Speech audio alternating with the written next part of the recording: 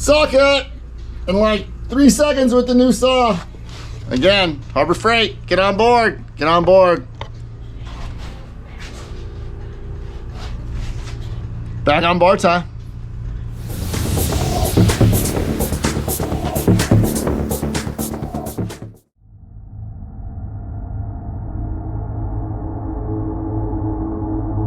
Okay, the 4-link is coming along back to where it belongs. Let's check it out. Let's get into it.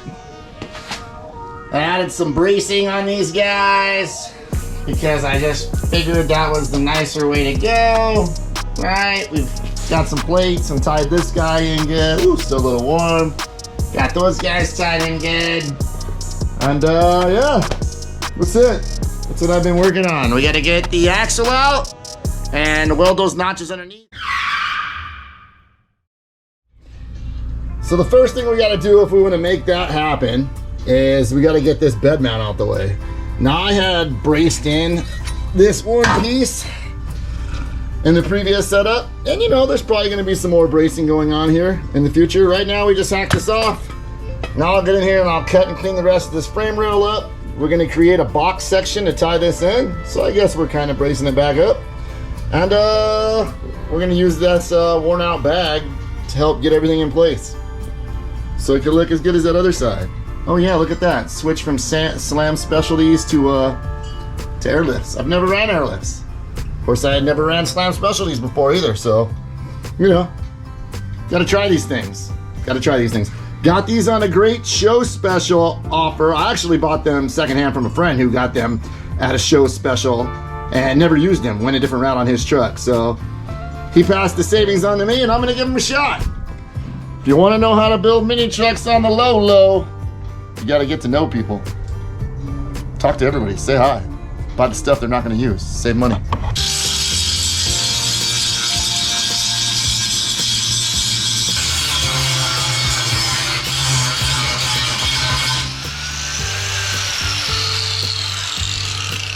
Fun stuff.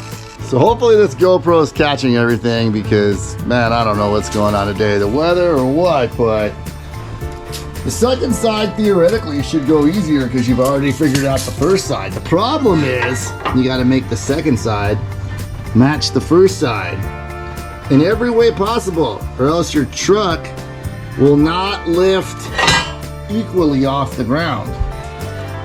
You want to try and make everything ride as nice as possible and lift as equal as possible. Good enough and close enough is not really the name of the game here. You want it money. So take your time.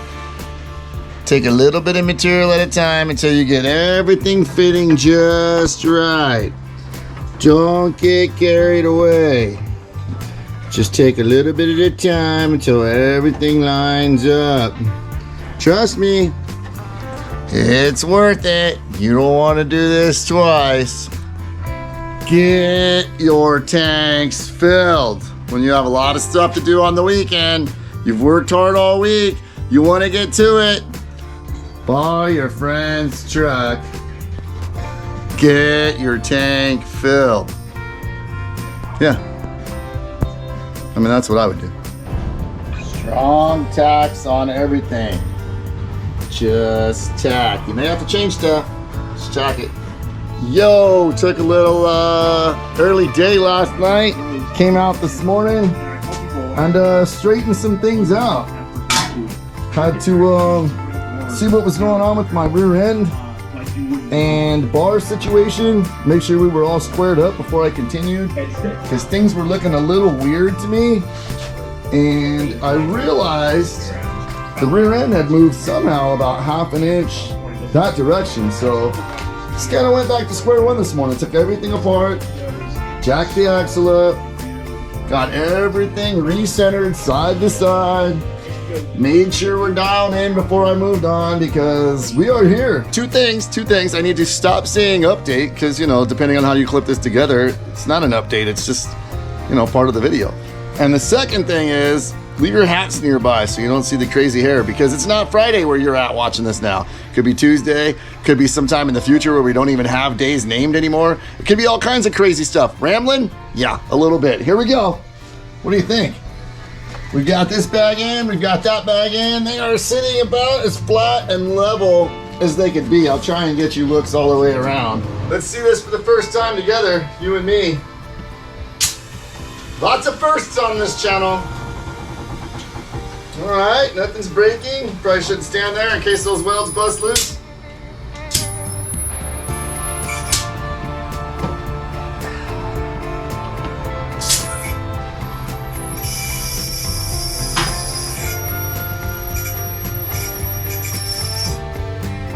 Lots of weird noises going on, so I think that's what we're gonna call it.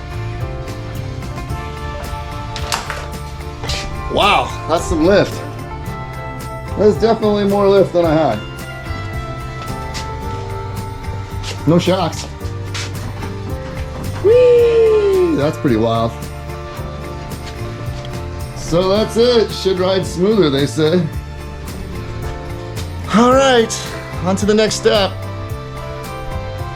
Figuring out where we're putting our shocks. Top's always a mess. This has kind of become the package corner. Look at that. Fun stuff. We haven't even got through most of this stuff yet. This one just showed up. Well, I mean, again, not when you're watching it. It's been here for a while. Time you've seen this, it's been here for a while. Note to self, make sure the front of your truck's aired up before you try that. You were just jamming it into the ground up there. It's never lifted that high before. Now we gotta do something about the front, because there is definitely some work to do in here. We're gonna get to that one next. Rebagging the front. I can show you everything I learned about the front end and how I should have done that. We'll cut that off and redo it. So I'll try to put one of those cards right here to the first video and you can go watch what not to do, right? A lot of you probably have. Now we'll watch how I should have done that. We'll do that a little bit better. But yeah, this is cool. This is cool. I'm digging this. I see some stuff I'm gonna have to adjust, but everything's tacked, so shouldn't be an issue. Shouldn't be an issue at all. We can definitely make some adjustments.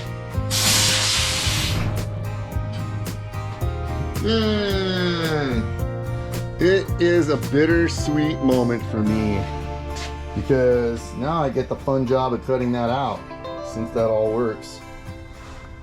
Which, you know, is cool because all those nasty welds, you know, that's part of the process of trying to make the truck better is, you know, but then there's like good welds on that side. And then either way you cut it, it's a lot of work to cut your old stuff out. So Sawzall, sparks, but we better get them out of there before we put that next bar in.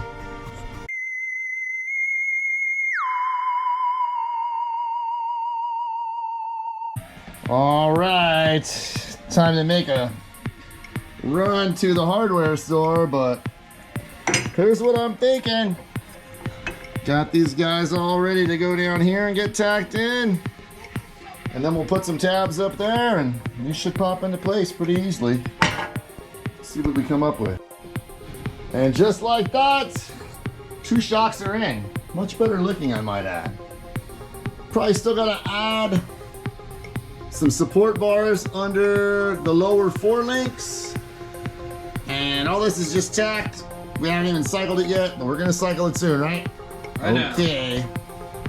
I'll make sure to press record so you guys can see it when we do, but looks a lot better. Kept everything kind of under the floor.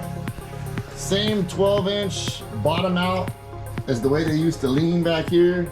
12 inches, fully collapsed. I think fully extended was 19 inches, so I'm not sure what we're gonna get. We were getting 10 inches of lift before. Initially, the truck only got 6 inches of lift when it was bag on axle. So bag on bar, it increased 4 inches. Now with our shock set up here, we'll see what it limits our overall lift, but anything better than 6 is good. What breaks? The shocks, the bags, what? I should not stand there. None of it's gonna break. Some of it's just tagged.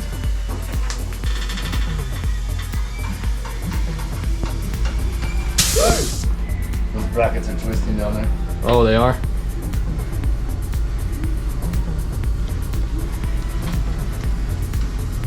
Oh no, they're not twisting, it's the angle changing, right? Yep. Yeah, instead of being straight, it's coming forward. Because when this lifts, it goes like... the shocks at all? Huh? It is. Yeah, it is, 100%. So that's not gonna work, huh? No. All right, in keeping with the theme of the channel, let me show you where we're at. This is not gonna work. This hopefully will work. But what I realized was this shock in this position is just gonna twist and bind as it airs up and down. See how the top eyelet is like that and the bottom one's like that? So as this thing raises, it's just gonna wanna twist and break, and that's not gonna work. So what we did was a quick little hack to modify that mount so that the bolts stay in line and hopefully that shock runs up and down. See those zip ties? Yeah, you know what they do, right? They keep that shock compressed while I get everything bolted and welded into place. So let's take these things for a test drive, but first let me show you how I did that.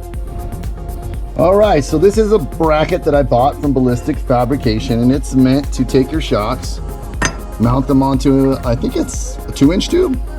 You can get these in different sizes, 1.5 inch, 2 inch, something like that. But anyways, right? It's meant to go on your tube, weld like that-ish, and then you mount your shock in. Well, I need this shock to basically bolt through this area or flat and create a stud, right? So let me show you. If you take a look at that there, I need it to mount in that orientation, okay? For my application. So what I'm gonna do is cut one of these tabs completely off. I'm gonna flip it over. I'm gonna cut this other tab, but not all the way through. Then I'm gonna use this guy and bang this guy into place, and we're gonna weld it all up.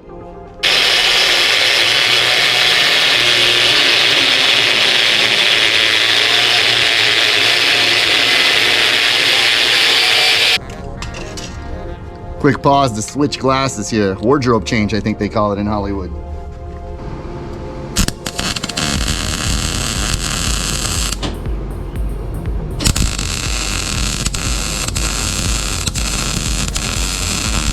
Shocks are in. Don't mind the zip ties. Everything goes up and down as it should, so we corrected that little mistake. That little modification we did to that bracket worked. Obviously, remember to turn your gas on, that helps. They cycle all the way up, all the way down. We only lost about 1.5 inches of travel, so she lifts 8.5 inches in the back, 9 inches in the back, I think, with this shocks in this configuration. Now these are placeholders. I may be able to find a shock that compresses as much, but extends further. I don't know, I'm gonna do some digging on that. These are all just tacked, so again, I can modify it. And on that note, I'll probably wanna come in here along with my gusseting routine and gusset these guys up, add gussets to these as well. Just like we're gonna add gussets to the underside of that link bar to keep those things from bending. And we're gonna gusset these guys. And we gotta gusset the frame, and we gotta, yeah. You see where I'm going with this. Lots of gussets, lots of triangulation, lots of strength. This is the firewall plate, and this is the new stuff. This is the welded stuff. This is gonna help you locate and mount everything, right? First, so we'll make the brake pedal tie into this guy as well.